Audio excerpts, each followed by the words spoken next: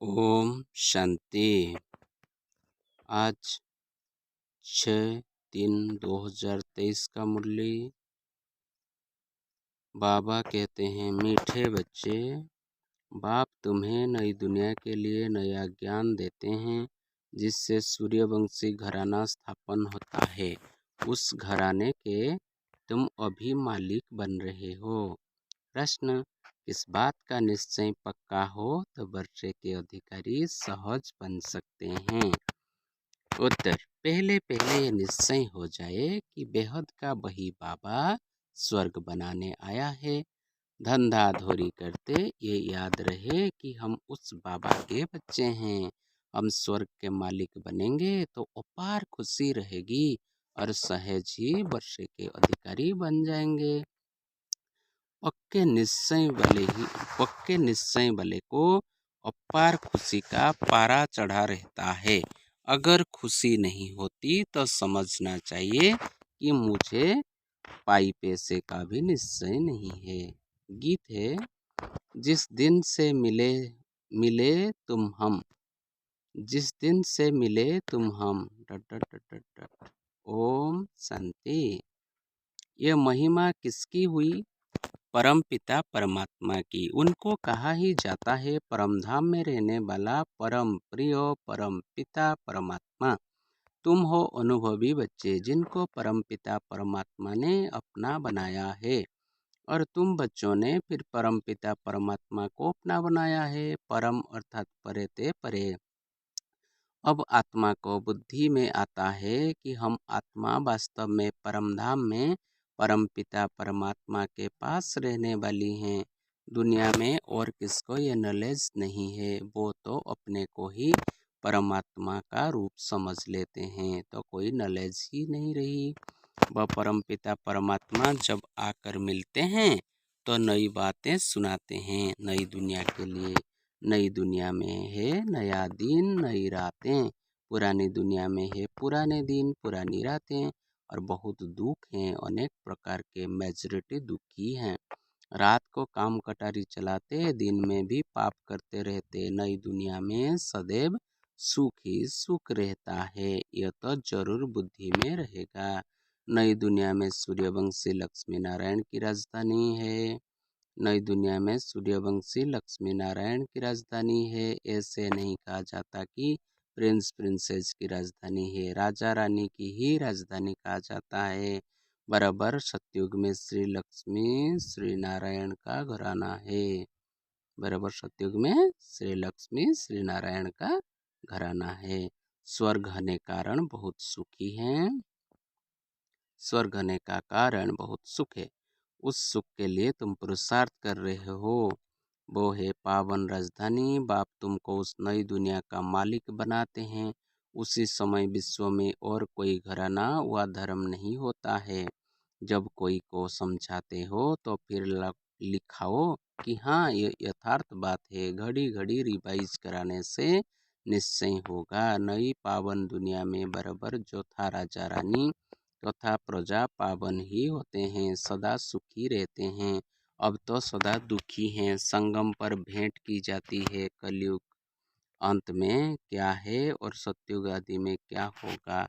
आज क्या है कल क्या होगा। अब बेहद की रात पूरी होती है, फिर कल दिन में राज्य करेंगे। आज पतित दुनिया है, कल पावन दुनिया होगी। साधु संत आदि सब गाते हैं पतित पावन सीताराम जब देखो ऐसा गाते हैं, तो उनसे पूछना चाहिए, आप पतित पावन किसको समझ याद करते हो?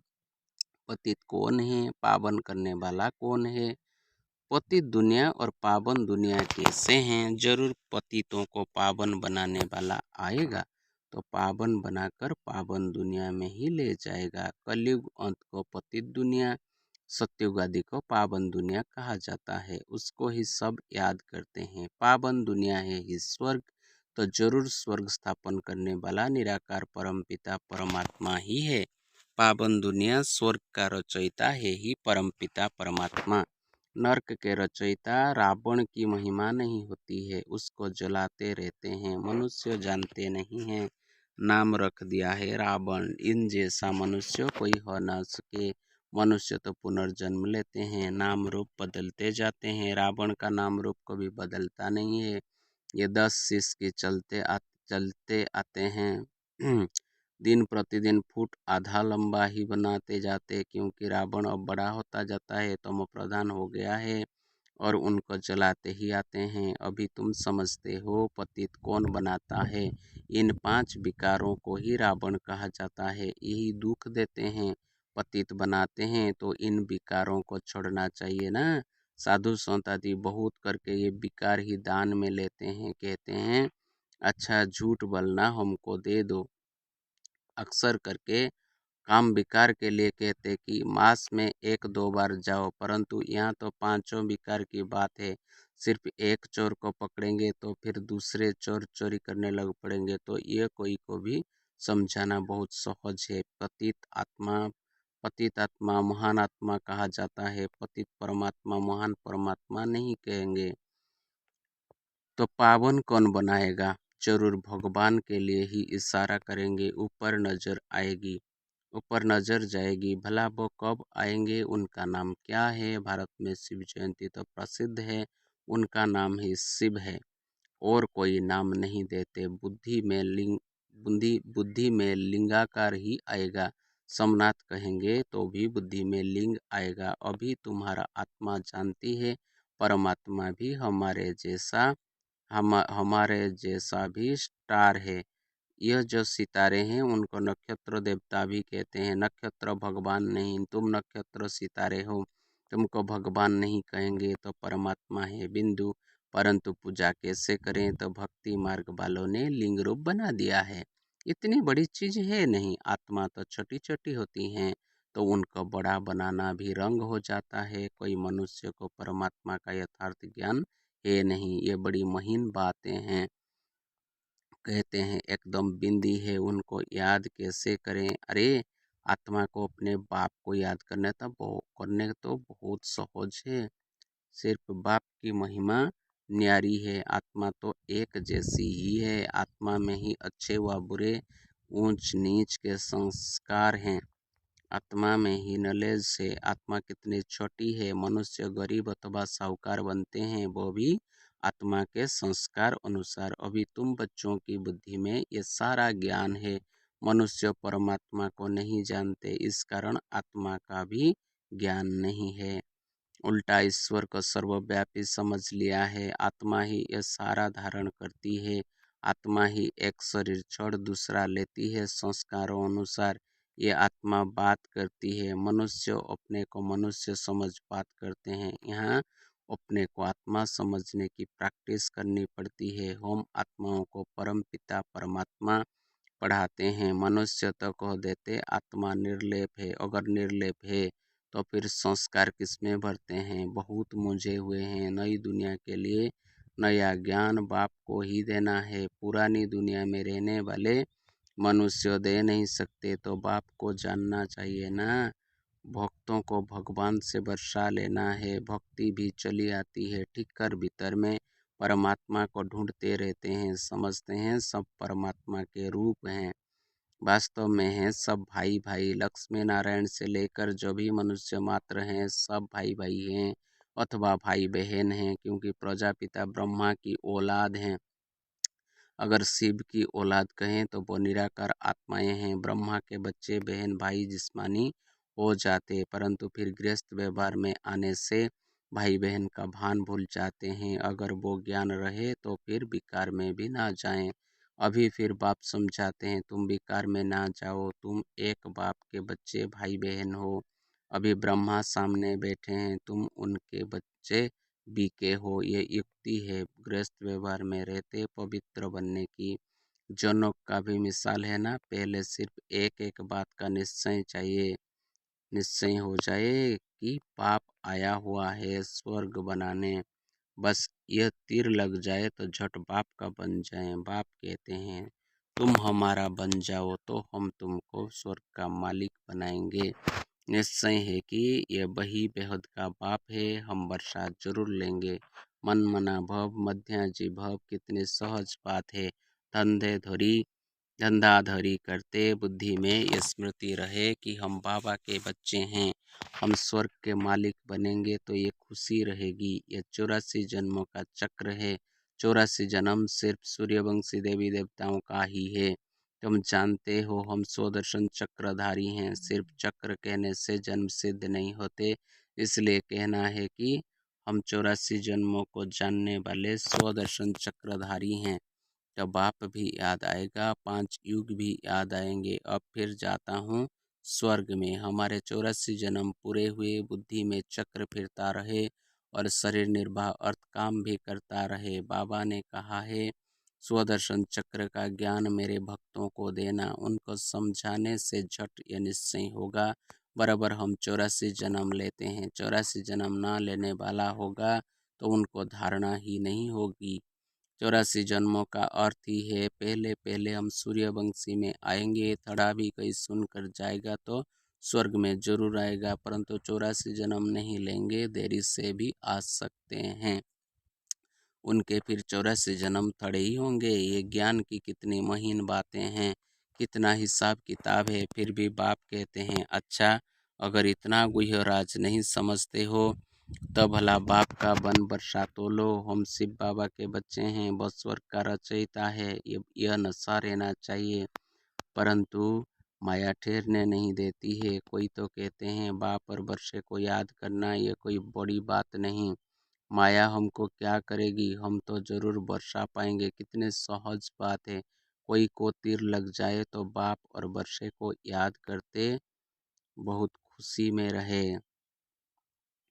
जब तक खुशी नहीं आती तो बाबा कहेंगे पाई पैसे के निश्चय वाले हैं। पक्के निश्चय वाले को खुशी का पारा बहुत चढ़ा रहता है। कोई राजा के पास संतान नहीं होती है तो कहते हैं किले के अंदर जो पहले पहले आएगा उनको गोद में लेंगे। फिर क्यों लग जाती है, मैच में भी क्यों लगती है, दूध की बोतलों पर भी क्यों लगती है। पहला नंबर जाने के लिए सवेरे उठकर जाए खड़े रहते हैं, नहीं तो समझते हैं फिर ठहरना पड़ेगा। तो यहाँ भी बाबा के गले का हार बनने के लिए क्यों है। सारा मदार पुरुषार्थ पर है। बाप को याद करना ये बुद्धि की दौड़ है, बाकी काम आदि भल करते रहो। आत्मा की दिल यार डे हथकार डे डट डट डट डट आशिक मासूक एक जगह बैठ थड़े ही जाते हैं। काम काज आदि सब कुछ करते बुद्धि उनके तरफ रहती है। तो यहाँ भी बुद्धि एक के साथ चाहिए जो हमको स्वर्ग का मालिक बनाता है। जो टाइम मिलता है उसमें पुरुषार्थ कर, गृहस्थ व्यवहार में भी रहना है। यह कोई कर्म संन्यास नहीं है, शरीर निर्वाह तो करना ही है।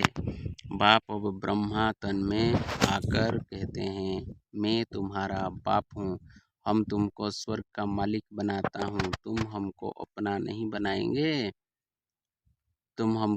नहीं बनाएंगे।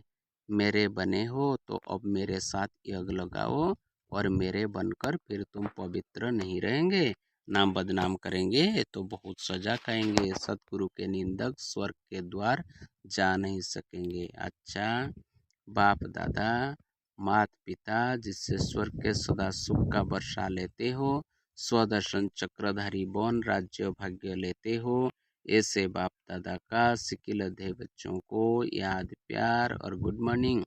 रूहानी बाप की रूहानी बच्चों को नमस्ते। हम सभी रूहानी बच्चों की रूहानी मात पिता बाप दादा को भी याद प्यार गुड मॉर्निंग, नमस्ते नमस्ते नमस्ते।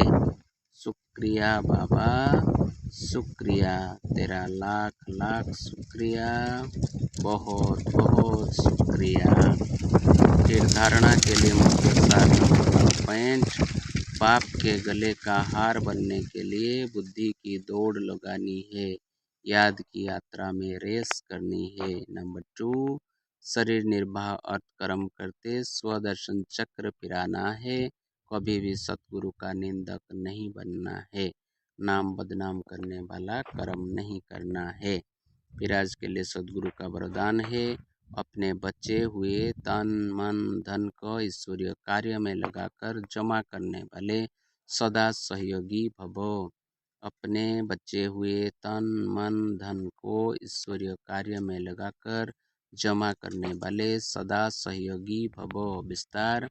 यादगार में जो गोवर्धन पर्वत को उठाने में हर एक की अंगुली दिखाई है, ये आपके सहयोग की निशानी है।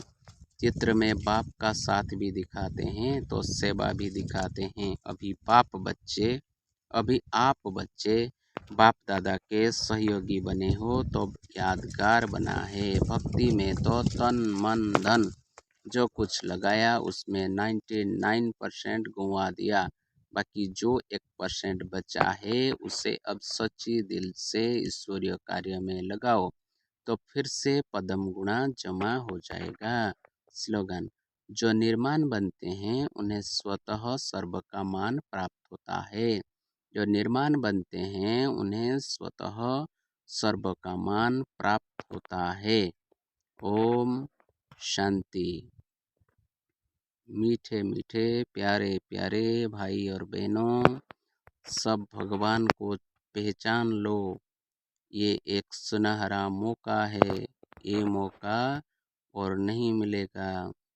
अब सारा पृथ्वी विनाश काल में पदार्पण कर चुका है। अब अपने को बचा लो, परमात्मा के साथ दोस्ती कर लो। अपने बाप आया है घर लेने के लिए, अपने बाप को पहचान लो, बाप के साथ प्यार से रहो और सदा खुशी से नाचते गाते झूमते झूलते बाबा के साथ रहकर बाबा के साथ घर चलना है। वो मेरा बाबा है, प्यारा बाबा है, मीठा बाबा है। ओम शांति, ओम शांति, ओम शांति।